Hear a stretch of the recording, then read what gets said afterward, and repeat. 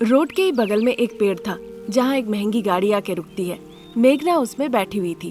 फिर गरीब परिवार से संबंधित उसकी दोस्त आरती, कोमल और सीता उसकी गाड़ी के चारों तरफ आके खड़ी हो जाती है। जब मेघा कुछ अपने बारे में बता ही रही थी तब बार बार आरती, कोमल और सीता सड़क की तरफ देख रही थी।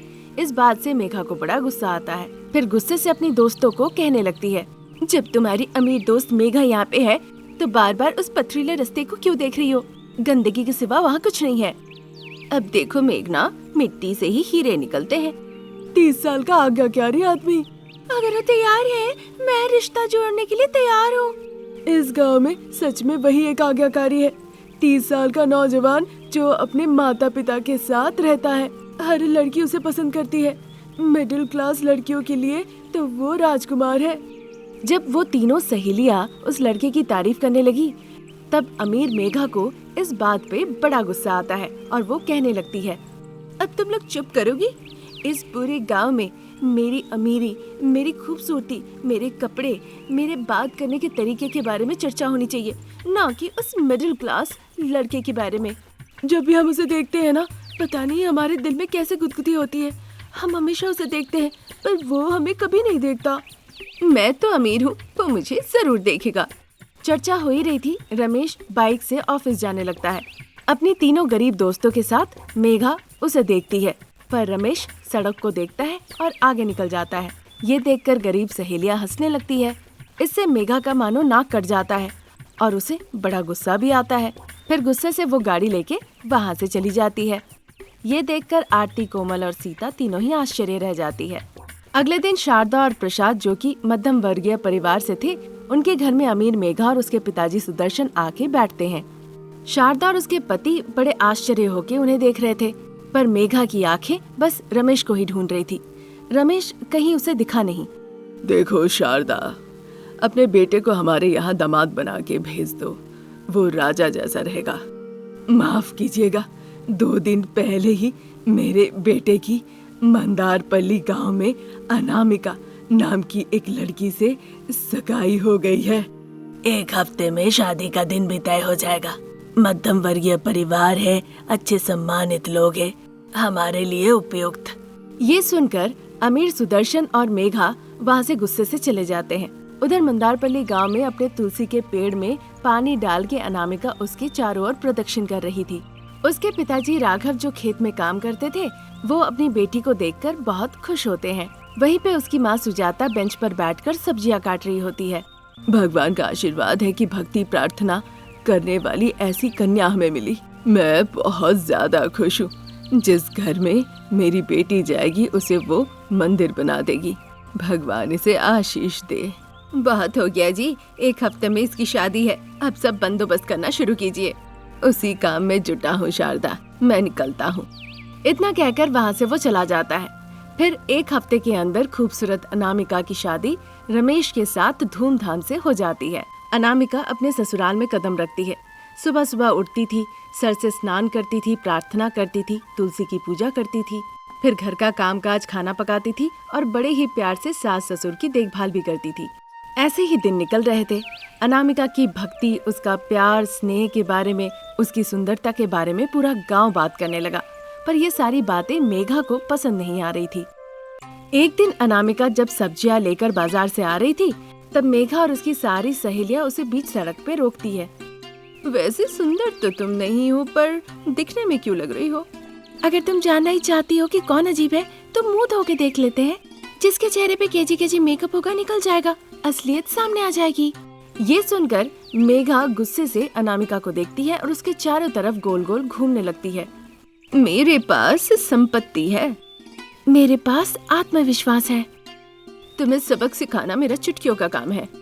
जब भी मैं गिरती हूँ हो सकता है जल्दी ना उठूं, पर मैं जरूर उठूंगी और मुंह तोड़ जवाब दूंगी, क्योंकि मैं अपने ऊपर बोझ नहीं रखती, उसे मैं जरूर लौटा देती हूँ। इस तरह मेघा और अनामिका के बीच जोरदार तर्क वितर्क चलता है।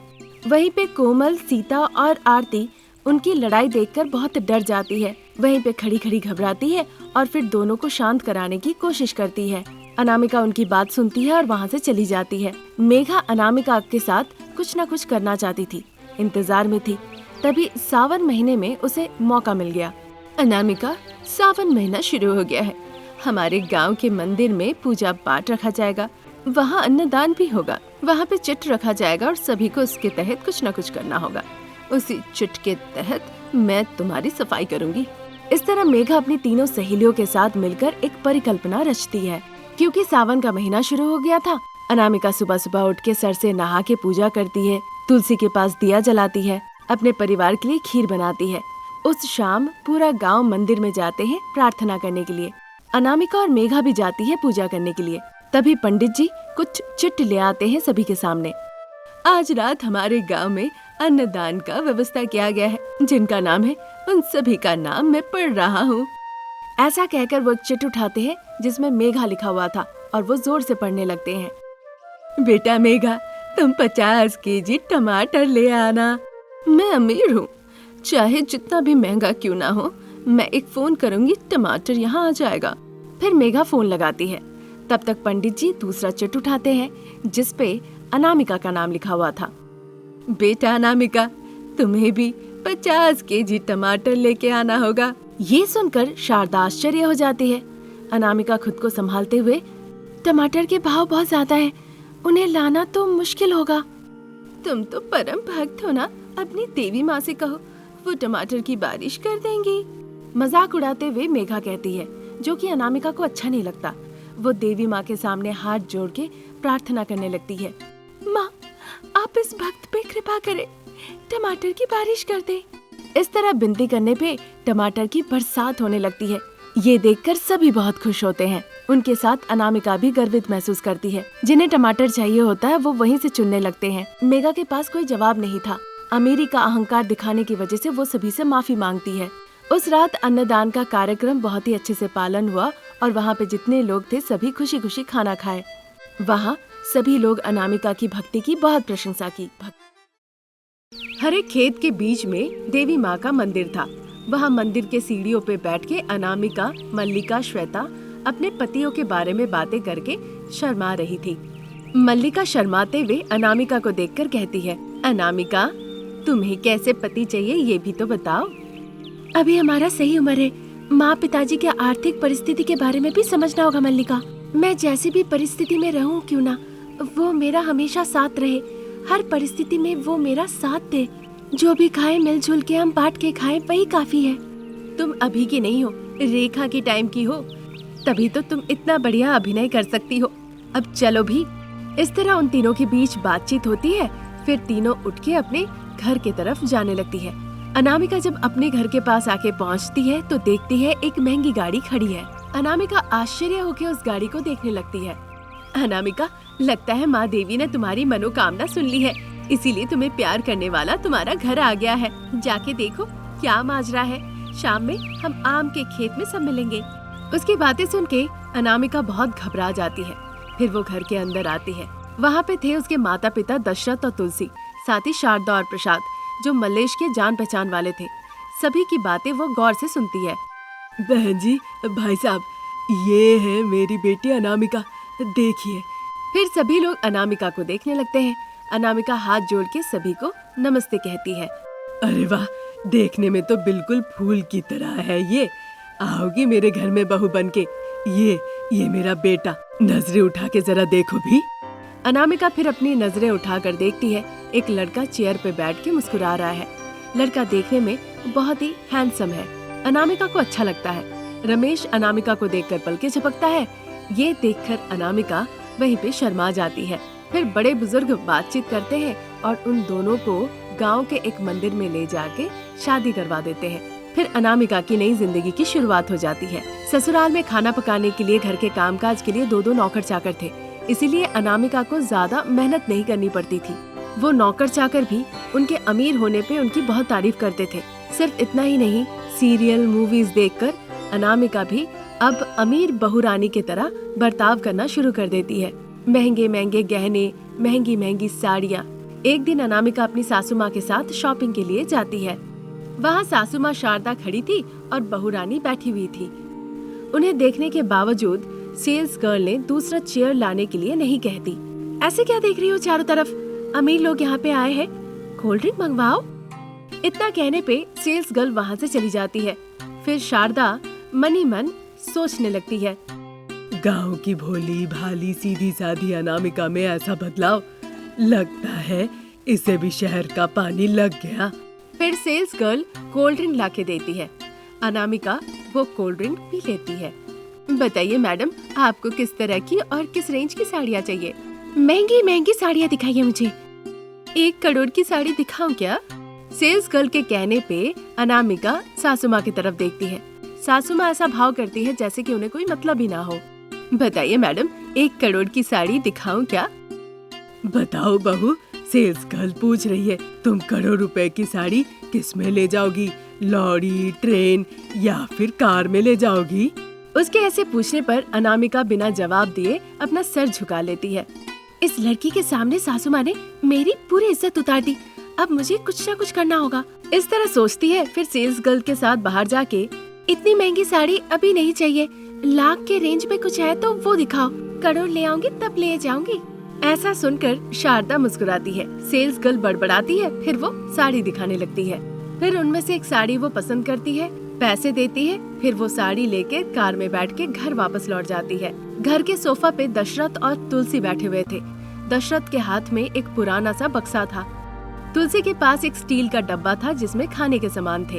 अपनी बेटी की महंगी साड़ी, जेवर देखकर माँ बाप बहुत खुश होते हैं, पर उन दोनों को देखकर अनामिका अपना मुंह बना लेती है। अनामिका अपने माता पिता को देखने के बाद भी उत्साहित नहीं है। ये देखकर शारदा बहुत ताज्जुब हो जाती है। कैसी हो बेटा? आप लोग यहाँ कैसे? हम तुम्हें देखने आए हैं, ऐसे क्यों पूछ रही हो? मन किया तो आ गए, यहाँ आने से पहले कुछ महंगे कपड़े पहन के आना था। इस तरह गुस्से से कहने पे तुलसी और दशरथ के आंखें भर आती है। माफ करना, हमें लगा था इस घर में हमारी बेटी अनामिका है, पर यहाँ पे तो अमीर बहुरानी अनामिका है। हम अब कभी नहीं आएंगे। इस तरह वो कहती है। दशरथ आंसू पोंछते हुए मिठाई का डब्बा लेके अनामिका के पास आते हैं। पूरी रात तुम्हारी माँ इंतजार की, सुबह सुबह उठकर नाश्ता बनाकर वो तुम्हारे लिए ये लेकर आई। इन मिठाइयों का इंतजार नहीं कर रही थी मैं। इस तरह कहकर वो मिठाई के डब्बे को फेंक देती है। डब्बा गिरते ही सारी मिठाइयाँ जमीन पर पूरी तरह से बिखर जाते हैं। शारदा को देखकर बड़ा गुस्सा आता है। उसके माँ पिताजी के सामने ही उसे थप्पड़ लगाने को दिल करता है, पर वो खुद को रोक लेती है। दुखी होकर अनामिका के माँ पिताजी अपने लाए सामान लेकर बाहर चले जाते हैं और गुस्से से अनामिका अपने कमरे में चली जाती है। उस रात जब प्रसाद और रमेश ऑफिस से घर लौट आते हैं, शारदा अनामिका में जो बदलाव आया है उस बारे में चर्चा करती है और सारी बातें खुल के बताती है। वो भी उसके बदलाव के बारे में सोचने लगे, पर अनामिका को इसकी कोई परवाह नहीं थी। वो गाने लगा के नाइटी पहन के डांस कर रही थी। हमें अनामिका को सबक सिखाना होगा। अगर उसे अपनी पसंद की चीजें चाहिए तो एंजल हॉस्टल में उसे कुछ दिनों के लिए काम करना होगा। रमेश की बातें सुन के शारदा प्रसाद भी तैयार हो जाते हैं। अगले दिन ही वो अनामिका को एंजल हॉस्टल में ले जाते हैं और सारी चीजें उसे अच्छे से समझा देते हैं।